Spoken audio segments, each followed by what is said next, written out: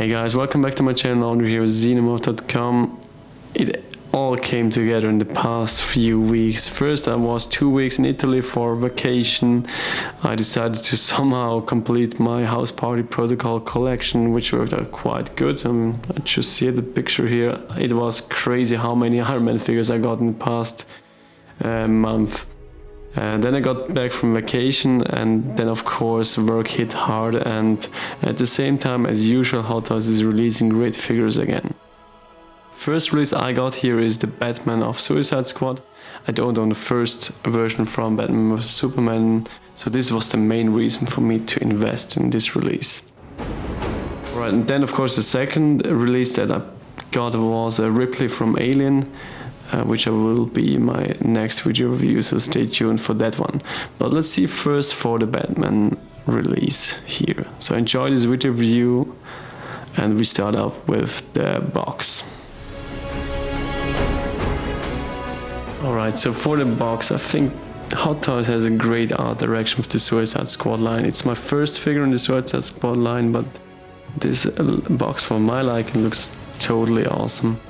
You see all these bronze copper effects going on. You see some nice usage of fonts, the Batman logo here, and then of course all these different Batman faces. For me, somehow they're resembling the anonymous character of Batman in Suicide Squad. I mean, Ben Affleck wasn't even credited for his role in this movie, and all these different faces give this indication to me.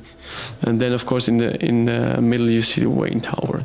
The box itself is really efficiently done. It's not that large, even for such a bulky character as we got with this release, which makes it cool for the shipping costs.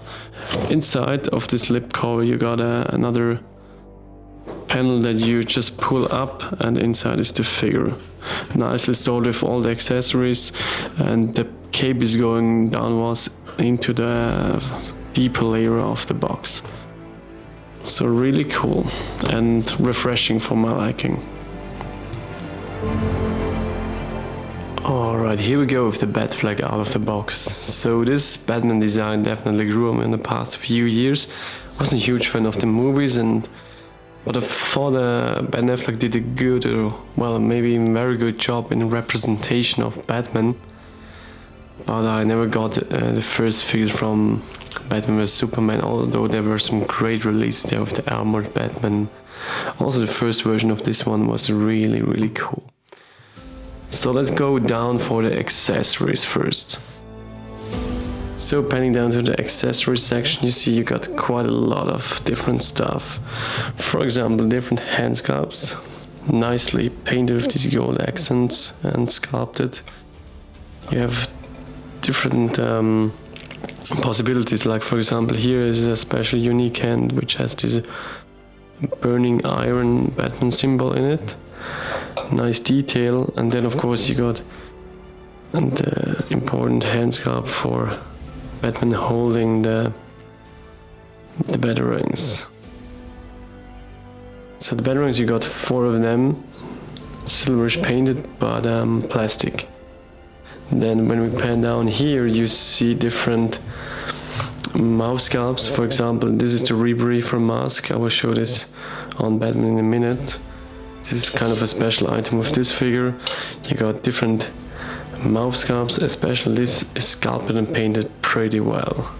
Look at the teeth detail here, and the more relaxed one. Then with this figure we also get a new kind of eye posing system. You just have replacement poses for the eye area. Quite a neat idea, because the purse system from the former Batman figures was a bit prone to errors and issues. Also got a big problem on my Batman 89 where the purse totally got broken. Then we have the grappling hook here, nicely painted and sculpted. Look at all these details here. As you can see, you got different types of hooks, and the closed one you can put here onto the grappling hook, and then you got an opened one and two kind of hooks that are just in motion. So this is a windy one,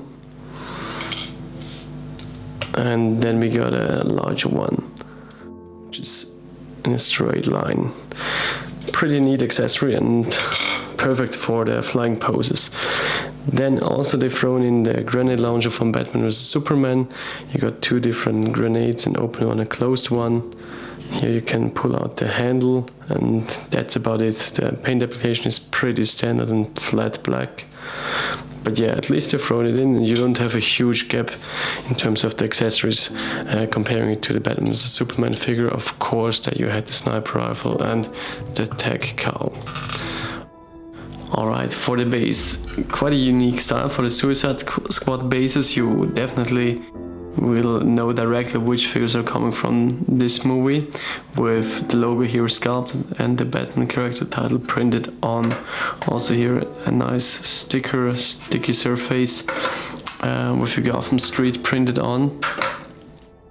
And what I didn't like is the decision what Hot Toys thought about the posing variation. Of course you get a flight stand, which is perfectly fine, and the figure won't fall over, and it's perfect for having in use in the flight pose, which is the main purpose. But you can't really display Batman in a simple just standing upright position. So for that reason Hot Toys failed and didn't give us a solution. But of course you can get your old crotch grabber stand and put it in, and then it will flawlessly work also with an upright pose. But yeah, that's some kind of a missed opportunity by Hot Toys if you ask me. Alright, let's pan up again and have 360 on the actual figure. So enjoy this menacing Batman suit. It's really intimidating if you ask me. Here you can see the cape is already bulging a bit out because it's really large, and I mean that would have been amazing if Hot Toys thrown in a secondary cape, which is a bit more appropriate for having him posed in an upright position. So if you look at this, you can fudge this cape somehow down and make it a bit smaller, but it's definitely on the larger side. But having him in a flying pose, it will just look great. You will see it afterwards. So as you can see, the cape is huge. It's really huge, but with the wiring on the sides here, it's definitely possible to get it a bit more tighter to the actual body. But look at these details. So nice. I mean, it was my first Batfleck figure, but I was really blown away when I took this figure out of the box. It's a squishy material. I really hope it will hold the test of time, and it's definitely a lot better than what I expected. So then some close-ups on the face. So if I push down the lights, you will definitely see how cool his head sculpt looks. So the Batfleck proportion is really there. Look at the side view, especially the tiny ears somehow, and the huge bulky forehead and chin area makes it stand out in your collection, I'm pretty sure. So let's see how this looks with another mouth sculpt. So for example, I'll put in this one with the opened teeth. So here we go. Definitely cool. So if you zoom in, you will see all the details in the teeth. Then here is the more relaxed mouth sculpt, which for my liking looks a bit like a hamster, but somehow this cheek area here is a bit bulby. So the rebreather mask makes up for a totally different look, quite menacing again, somehow like a demon figure, really looking a bit disturbing. But the details on the rebreather mask are definitely there. So for replacing the eye poses, you have to pull out the whole head sculpt. And this is actually a neck plug which holds everything in place and has a good, allows for a good range of motion and tilt action. You also have seen that the whole cowl is pretty snug to fit to the body. And this is basically the whole thing. Inside the cowl there are two sockets, one for the mouth area and the second area for the eye sockets. So yeah, the process is actually straightforward. You got this tool, put on a new eye socket, you can remove the cape from the cowl, and then you try to somehow fit in the eyes into the cowl. The process takes a bit of patience, but at least you don't have these unsightly edges and ridges which we get with the Dark Knight figures. So before we place it back to the figure, just push in the cape like this, get it all over the body, and then push the whole thing down. It will hold in place perfectly if you drape the cape a bit like this. If I'm correct, this should go down. So here we go. Batman looking to the left.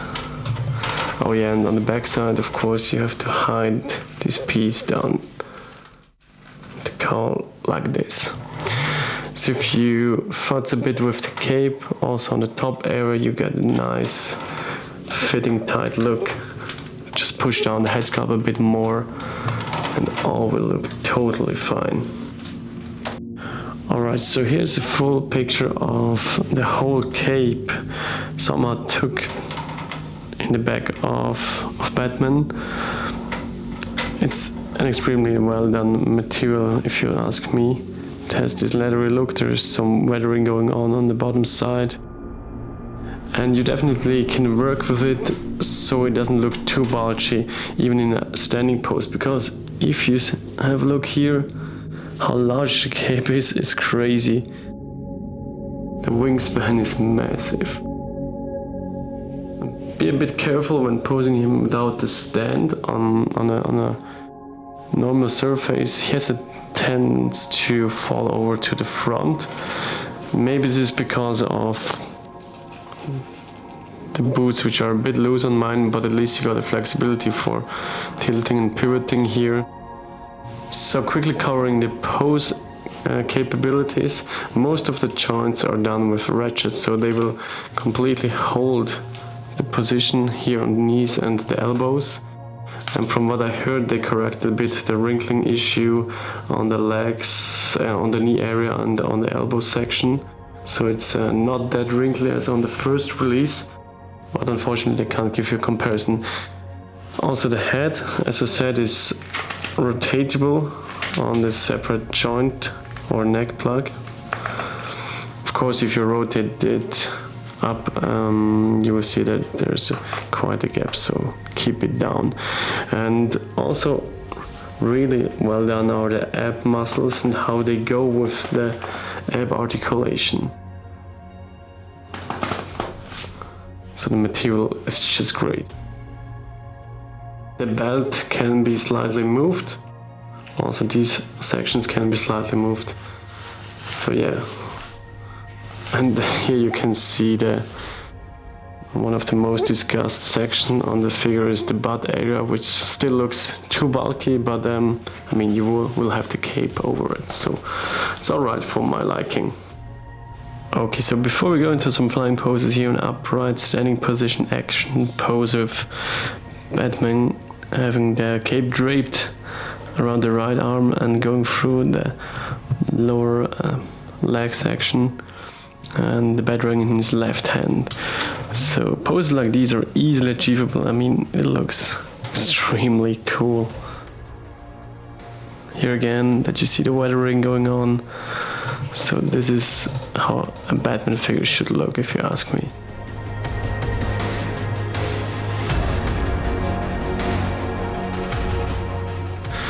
Alright, a quick comparison to some former Hot Toys releases in, we've got here the Batman Dark Knight Rises, in the middle we've got the 89 Batman, and it's quite obvious that the Batfleck suit is so much bulkier. So let's have a look at these two figures, because I still dig the overall concept and design of this suit, but have a look at the bulkiness. It's crazy. I mean, Ben Affleck is a taller actor, I think about 10 centimeters, but overall the bulkiness is really on another level here on the Suicide Squad version. But yeah, just take this in consideration if you want to show both figures next to each other on the shelves. But I think overall both figures still shine. I mean, this is a classic DX figure, where on the right side we've got one of the best Batman designs in history, probably. So finally I can show you some of the flying poses. So here's the first one with the grappling hook just shooting right into the air. And as you can see, this works out flawlessly, and the cape gives you so much freedom. So if you want to give him a pose and something like this, it's absolutely no problem because of the wires inside the cape. Also, I had my doubts about the weight distribution with the small stand, but somehow it really works out and it balances right enough. So really, really cool. Sometimes I would like to have a bit more posability in terms of the head rotation, because it's not that easy to find a sweet spot in terms of the direction where the gun points and where he actually looks. But that's probably a minor thing. So let's dim down the lights a bit. So this looks definitely cool. Alright, so here's the final pose with the breather mask attached. And just a simple accessory makes him look like a totally menacing character, like a demon following his prey during the cold winter night. So I will have him like this posed, hovering over the Batmobile. It's for the moment the 89 Batmobile, but anyways, it's a Batman, so it definitely will fit. So I think overall conclusion for this figure, it's for me an unexpected release. I didn't plan on getting it. It was worth the money that I invested. I think you should be fast and act quick now, because for the moment it's still available on eBay, I think, but sold out everywhere else. I expect to pay about $350 right now, but I definitely can recommend him. So I hope you enjoyed this video review, guys. See you next week with the video review on the Alien Ripley figure, and thanks for watching. Have a good one. Bye, guys.